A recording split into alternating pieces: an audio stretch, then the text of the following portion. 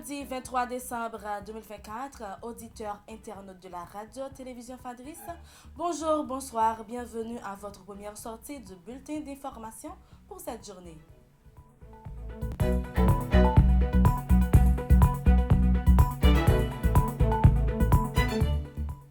Le taux de référence calculé par la BRH pour ce 23 décembre 2024 est de 130,61 pour $1 américain.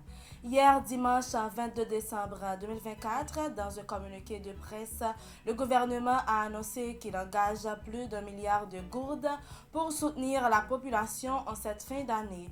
Baptisé programme spécial de soutien à la population, ce dernier, selon le gouvernement, vise à répondre aux besoins essentiels des ménages les plus vulnérables, à encourager la relance économique et à renforcer la cohésion sociale. Dans un communiqué de presse, la présidence a annoncé qu'un conseil des ministres binational entre le président du CPT Leslie Voltaire et le président colombien Gustavo Petro s'est tenu à Rio Chacha, Colombie, le 21 décembre 2024. Les discussions ont porté sur la paix, la sécurité, le commerce, la migration et l'éducation. Un protocole d'accord sur la formation professionnelle a été signé et des engagements pour renforcer les échanges commerciaux ont été pris.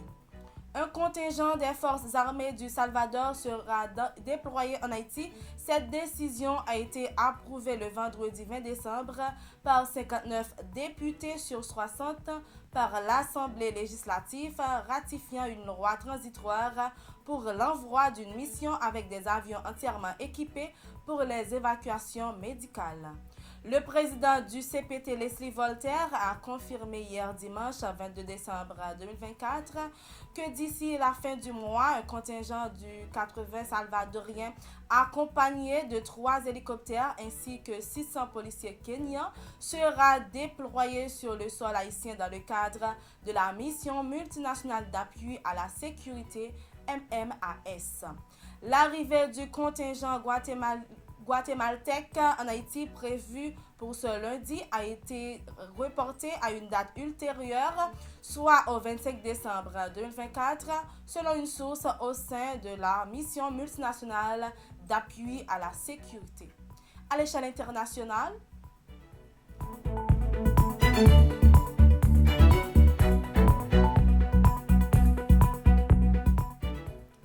les États-Unis ont expulsé plus de 271 000 immigrants au cours de l'exercice 2024, dépasse les chiffres de l'administration Trump. La plupart de ces déportations impliquaient des personnes appréhendées par les responsables frontalières par opposition à ceux arrêtés à l'intérieur du pays. Ces informations ont été publiées jeudi par l'ICE. Un attentat à la voiture bélier en Allemagne qui a visé la foule d'un marché de Noël dans la ville de Magdeburg a fait 2 morts et 68 blessés, selon un bilan fourni vendredi soir par la municipalité, parmi eux figurant 15 personnes grièvement blessées, les autres ayant subi des blessures de gravité qualifiées de moyenne, a affirmé la mairie, en précisant qu'une voiture a foncé à grande vitesse sur la foule présente sur le marché de Noël. Auditeurs internautes de la radio-télévision Fadis, c'est la fin de votre bulletin d'information. Merci de l'avoir suivi. C'était avec vous Vanessa Cédroine.